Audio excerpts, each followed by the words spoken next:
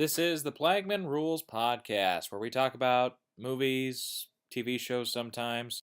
Well, just about anything, I guess. All right, and this is the fourth episode of the Plagmanrules Podcast. Today, we'll be talking about a couple of different things. First thing I want to get to, though, we got some significant news this week on X-Men Dark Phoenix. It's going to be the next X-Men film in the major, I don't know how you would describe it, the main series of it, I guess. You know, the one it's all the X-Men together, not just Deadpool, not just Wolverine, whatever else they're going to do, not the New Mutants. Yeah. Anyway, so that's the whole thing. Fox has kind of confused this universe a little bit in this franchise because they'll have this going on here, this going on in this totally different world, you know. Like X-Men Apocalypse is in the same universe as Logan somehow. Anyways, that's not the important thing. The important thing is we got some major cast announcements and kind of a general feel for, okay, this is what X-Men Dark Phoenix is going to be. It's not going to be another soft reboot to the franchise. No, it's kind of just going to pick up where X-Men Apocalypse left off. Sort of, kind of, you know, maybe it'll be a little bit further in the future or whatever when some of the kids are a little more experienced. So here's what we've got. Well, the first thing, a few months ago, it was reported that Simon Kinberg, he's the guy who is a writer on a lot of these films, producer. He's been involved with this for a long time, and now he's coming back to direct. This is the first time he's directing a film to begin with, and of course, it's also going to be his first X-Men film. So that's kind of exciting to me. I mean, for a guy who's been around everybody, that's a promising sign. That lets me know that they're not just going to bring in some new dude who has all these new ideas. This is somebody who's been in the room when they're shooting this stuff. So that's, I think, a good idea. Okay, so then we have, for the cast, we've got Jennifer Lawrence back. We've got Michael Fassbender back. James McAvoy is back. Nicholas Holt's back. Alexandra Shipp. Sophie Turner, of course. You know, it's Dark Phoenix. That's her character. Ty Sheridan. We've got Cody Smith-McPhee back as Nightcrawler. And now we're hearing that Jessica Chastain is also in talks to be the villain of the film. And that's interesting. Clear back in the day when Days of Future Past came out, I kind of read up a little bit about the Dark Phoenix saga. I didn't read the actual comics of it, but I read up kind of what the storyline was and how it went. And I think they could make a really interesting movie here. And a lot of people, of course, who do read the comics and who love the comics say this is one of the best storylines, period, in the history of the X-Men. I think it's a smart move to make there as far as doing it. But the question I have is, if this is, what's this going to lead to in the future? Is this going to be a final chapter for these guys? Or are they going to do... I mean, obviously, they're going to continue the X-Men brand after this, of course. But with the main X-Men series here, which has really started from the First Class, Days of Future Past, and Apocalypse trilogy, is this going to be it, or are they going to find more stuff to do? And that's a big question, and I don't know what to say about that, but it is planned for release in November of 2018, which means they have to, they're going to start shooting on this pretty quick here, I would believe. But yeah, I'm kind of excited to see what they do from here. I'm one of the few guys who comes out and says, hey, X-Men Apocalypse wasn't that bad. Maybe it was just me, but hey, it was actually really entertaining, I thought. Sure, I mean, I'm not going to call it a perfect movie or anything. That whole last act is a bore. Some of the stuff that happens in it, I can't really defend. But at the same time, I was entertained all the way through, pretty much, again, except for that last act. I liked where they started off some of these characters who we'd seen before, like Storm and Jean Grey and Cyclops and all the rest of them there, Nightcrawler. And obviously one of the big kicks for me in going to see when it comes out Dark Phoenix is going to see those kids back and to see how they develop now, a couple years later, however later it is in the franchise there. One question, though, I do have. One person that was not listed on that cast of returning stars, Evan Peters. So where's Quicksilver? That's one of the big things that I thought Apocalypse was kind of setting up, but it never really paid off on, and I was hoping they would pay off in the next movie. Quicksilver is the son of Magneto, and that's the way it is in the comics, and yeah, that's the way it is in the film too. There was no real proper payoff to that in Apocalypse, and Evan Peters, he's like one of the more entertaining parts of this movie, and he has, of course, one of the best scenes of Days of Future Past, and he's a great part of it. So that has me kind of leaving, okay, is he still negotiating his terms of coming back, or is he just not in this one? I don't know. I'm kind of curious about that and kind of disappointed, actually, that he's not coming back, at least at this stage. Maybe he has a cameo scene or a post-credit scene or something, and we're going to get something much more significant in the future with him. But for the moment here, this kind of has me scratching my head saying he's one of the guys that everybody who hated on Apocalypse, one of the things they still liked was the Quicksilver scene where he saves everybody out of the mansion. I mean, just about everybody still enjoyed that scene. Maybe it wasn't as good or as memorable as the first scene in Days of Future Past where he breaks Magneto out of the Pentagon or whatever it was. And yeah, I'm kind of disappointed. Again, I'm disappointed he's not coming back. All right, so that's all we got on that one. We'll move on now. Something I never thought I would bring up on this podcast ever.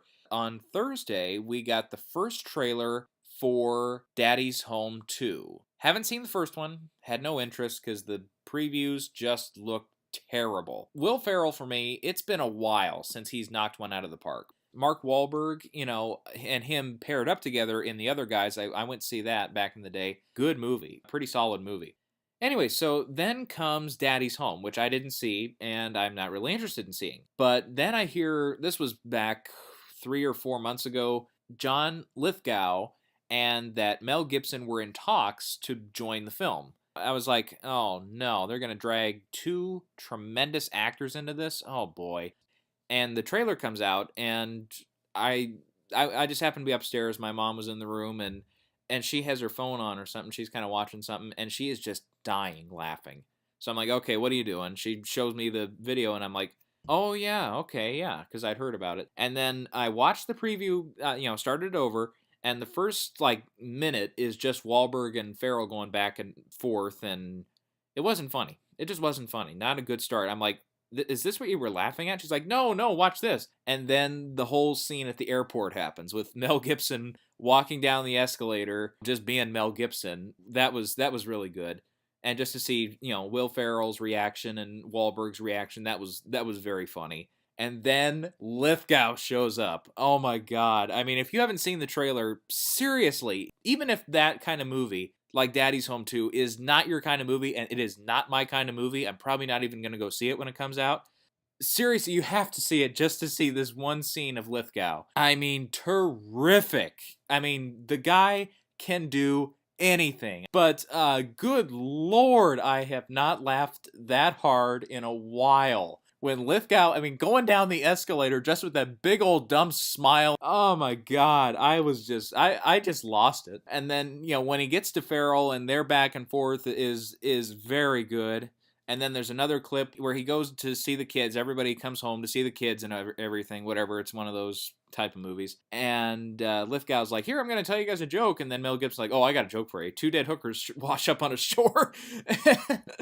And I hadn't laughed at anything Gibson had done, not that hard, not as hard as I did at Lithgow stuff. But I'm like, okay, yeah, that's funny. Even the last part of the trailer, which is just more stuff with Ferrell and Wahlberg, was better than the opening stuff. So yeah, unless the movie, everybody says go see it when it comes out, unless something like that happens, I'll probably just end up seeing it on DVD or something later. But I don't know if I'm going to pay my hard-earned cash and sit down and watch Daddy's Home 2. That just doesn't sound appealing to me. But the trailer gave me a kick. So that's something, if you're absolutely bored, you have nothing else to do, that's something I can recommend to you. And especially, if you're a big fan of Gibson, Wahlberg, Ferrell, or Lithgow, all 4 of those guys together, you can make a great movie about it. Okay, our next discussion point, this actually just broke here not too long ago, so we'll mention this quickly. Last night, I guess they also had the first screenings of the next film in the Planet of the Apes saga, War for the Planet of the Apes. Comes out on July 14th, so it's a little under a month away, but I am really excited to see this one. I really enjoyed Rise of the Planet of the Apes, and I thought Dawn of the Planet of the Apes was even better. And in fact, I think Dawn of the Planet of the Apes, on its best levels, is as good as the original Planet of the Apes with Charlton Heston. That's some pretty high praise there. Anyways, we had, who's here? Chris Tapley, we've got Nigel M. Knight and Gray Drake from Rotten Tomatoes, and Harry Knowles also had a few comments here just on Twitter from what I've seen. Scott Mance is chiming in too. All of these guys and gals are just loving it. They're talking about The movie is very much an engaging movie with its camera choices, with its shot choices. Tapley talked about Michael Giacchino, I should say. That's the guy who wrote the music for it. He says it's one of his greatest scores of all time. Nigel Smith is kind of calling the movie bleak. He says it's unrelenting. There's lots of stuff like that. But he also says the special effects are excellent. Of course, the director of this film, Matt Reeves, is going on to do the next Batman movie with, hopefully with Ben Affleck. We'll see what happens there. But he says that movie is going to look amazing. Gray Drake was mainly talking about the feels of the movie. You know what that means. Yeah, it's an emotional movie. Scott Mantz is going on the record saying that this is the best movie of the summer. So, yeah, that's some pretty high praise there. Harry Knowles also saying the movie is magical, that Matt Reeves rules. And then also Scott Mantz goes on to say that this is one of the best movie trilogies ever. Of course, that means he's counting in Rise of the Planet of the Apes and Dawn of the Planet of the Apes, which were, again, I thought were really good movies. So yeah, here's one thing we have to remember. Remember back a few weeks ago when Wonder Woman came out and it had all these great critical reviews, and yeah, if you caught the show on Monday, I liked that movie too. Everybody was just talking about how the critics were loving it. What was kind of interesting there was the reviews came in like the week of the release. And I know, yeah, that the screenings were held a little bit earlier than that, obviously maybe a week or two earlier, and they kind of held the embargo there. But here, if 20th Century Fox is screening this movie almost a month in advance, and they're letting people talk about it, then they are extremely confident about it. And when your studio is that confident about the movie, that just makes me get really, really, really, really excited and really, really, really hyped up to see it. So hopefully, yeah, it's not going to be an overhyped case. It kind of reminds me of Captain America Civil War. We had the first screenings and the first reactions came out again. It was almost a full month before the movie got shown in US theaters, but still, they screened it way early and everybody had great things to say, and it turned out to be one of the best movies of last year. Hopefully we can say the same with War for the Planet of the Apes. I'm hyped to see this. I am stoked to see this. So yeah, this gets my confidence level up on the movie. Not to say it was down or anything, but really this could be a spectacular entry in the franchise. And it's a good franchise. Go back and see those old movies if you have to. Almost all of them are really good. The Battle for Planet of the Apes will leave out of that. And the Tim Burton one. Those two suck. Everything else was really good. Alright, well, I kind of mentioned it last time, but I've still not seen The Mummy. I am interested. I am going to go see it, because even though everybody hated on it, and it wasn't that big a success so far at the box office, I still was intrigued by the trailers enough to say, yeah, I'm going to pay to see that one. So I'll probably end up seeing that here very shortly. But in the meantime, I had another review for you guys. This is from a couple weeks ago, Captain Underpants, the first movie. Here's my review on that. With a title like this, there are two possibilities. Either this film is a smart movie about potty humor, or it's the worst thing ever. Happily, I can say it's the former. This movie's awesome. The animated adventures of George, Harold, and the title superhero make this one of the better animated films I've seen so far this year. I do prefer the Lego Batman movie over this, but overall, this is actually one of the better films released so far this year. Keep in mind, part of this might be because a chapter, so to speak, of my grade school days were spent being engrossed in the book series, so relighting those memories might have something to do with how much I like the movie. Anywho, let's get into the review. The film centers on George and Harold, two kids who are in the worst sort of hell you can imagine. A third-rate elementary school with a demented principal and the most boring teachers on the face of the earth. As these two get into more and more trouble with their inventive pranks, mostly on Principal Krupp, he gets madder and madder and goes to great lengths to try and catch them. However, when they go one prank too far, he threatens to separate the two friends into different classrooms. In a last-ditch effort, the boys place Krupp under a spell where he removes almost all his clothes and becomes the superhero that George and Harold created, Captain Underpants. But can he be a real superhero, or just a man in his tighty-whities and a cape? And will he ever need to be anything more than that? Okay, first off, the voice cast is excellent. From Ed Helms as the title hero, to Kevin Hart and Thomas Middleditch as George and Harold, they're great leads. Jordan Peele also has a great supporting voice part as a tattletale enemy of the boys, and Kristen Schaal is nice as the lunch lady with a crush on Krupp, but it's Nick Kroll's unrecognizable voice performance as villain Professor Poopy Pants. Yeah, I know, that was my favorite. The design of all the characters and the animation style, also terrific. The style complements the, at times, outlandish plot points. The film could have been just one note with its potty-mouthed heroes and jokes, but it goes for all sorts of different ranges with that type of humor. We get the whoopee cushion jokes, the underwear jokes, the poop jokes, you name it, it's there, and it doesn't overstay its welcome either. The film is a brisk 80 minutes without credits, and it never drags.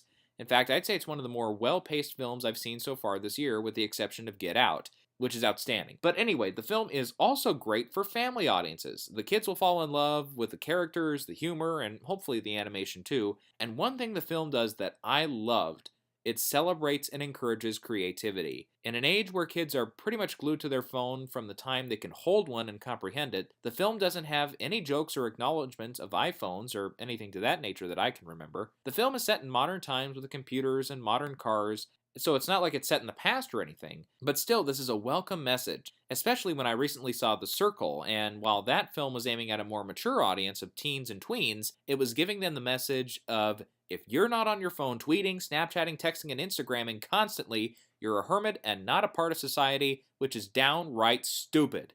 Sorry, I'm not over that film. So yes, that's a welcome message I have no problems with.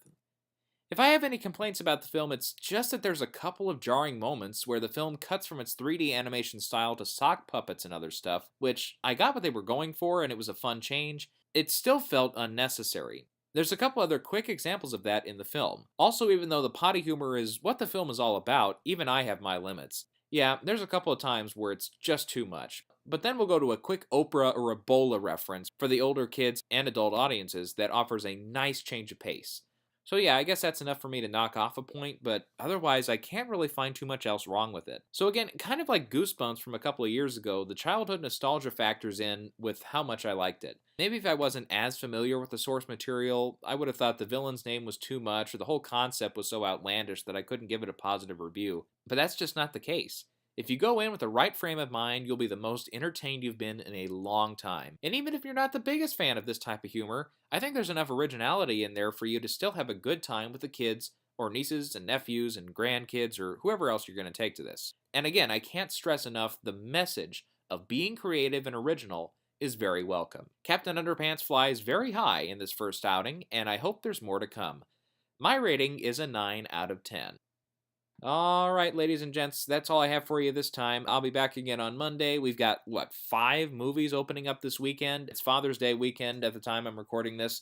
So yeah, go out, and if you still have your dad around, go have fun with him, or try and do something for your dad. He'll appreciate it, I'm sure. And of course, we'll be back on Monday. We'll be talking about what happened at the box office. I'm sure Cars 3 will dominate, but you never know. We'll be talking about other stuff. If something else breaks over the weekend here, we'll be sure to talk about it. And hopefully I'll have time to see The Mummy this weekend. Maybe I'll have a review for you on Monday. Can't promise you anything, but you never know. One more quick thing before we go. If you have any ideas or suggestions you would like to bring up about the podcast, you can leave a comment here.